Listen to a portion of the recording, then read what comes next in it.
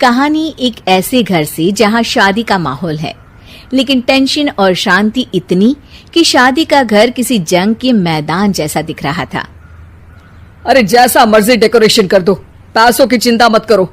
इतना पैसा जब लड़के वालों को दे दिया तो फूल वालों को देने में मुझे क्या दिक्कत है? अरे धीरे बोलो ना, साफ लग रहा है कि फ्रस्ट्रेटेड हो। अरे तुम तो चुप ही रहो। एक बेटी संभाल नहीं पाई।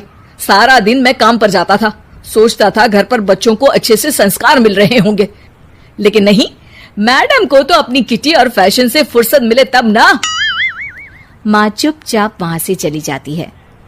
समझ में नहीं आता कि आखिर शर्मा खानदान में हो क्या रहा है। कल तक चिड़िया सी फुदकने वाली शीना की शादी यूं अचानक एक मोटे काले लड़के से क्यों हो रही है?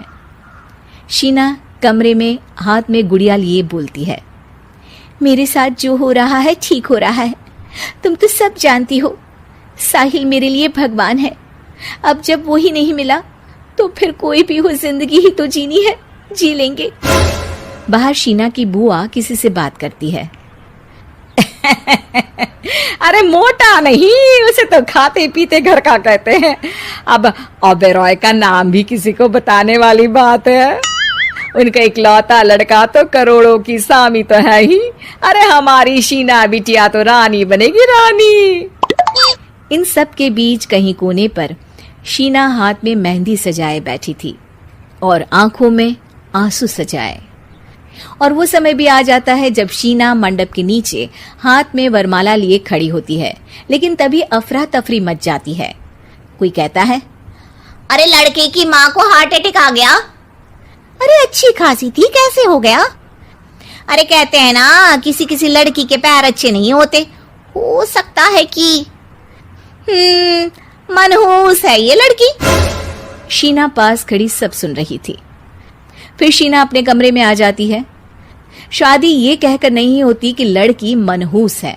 अब लगातार शीना के लिए लड़के देखने आते, लेकिन आस पड़ोस या किसी के कहने पर शादी हर बार टूट जाती।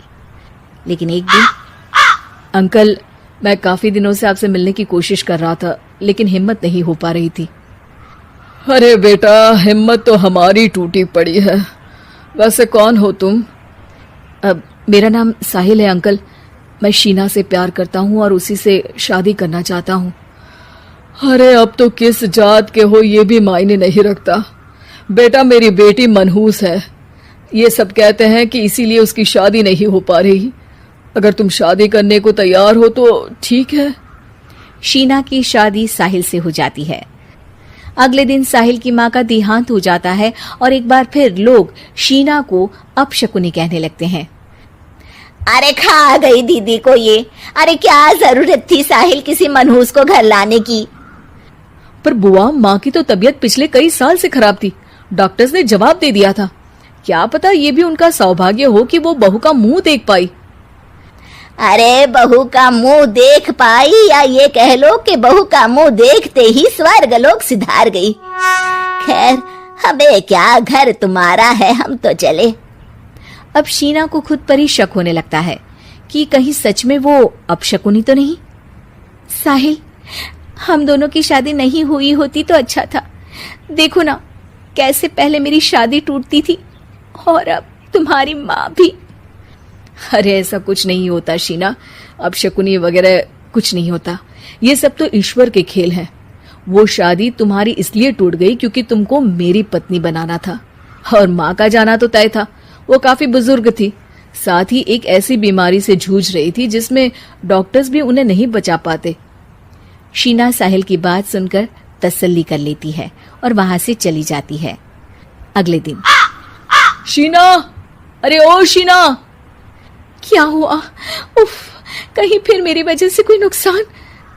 अरे नहीं नहीं शीना, तुम जानती हो, जिस प्रॉपर्टी के केस को हम बरसों से लड़ रहे थे उस पर फैसला आ गया, वो भी हमारे हक में। अब हम करोड़पति हो गए शीना। शीना शांत रहती है। अरे क्या हुआ? करोड़ पत्नी बनकर तुमको खुशी नहीं हुई? शीना की आंखों में पानी आ जाता है। चलिए जी, कुछ तो अच्छा हुआ मेरी जिंदगी में आकर आपके साथ।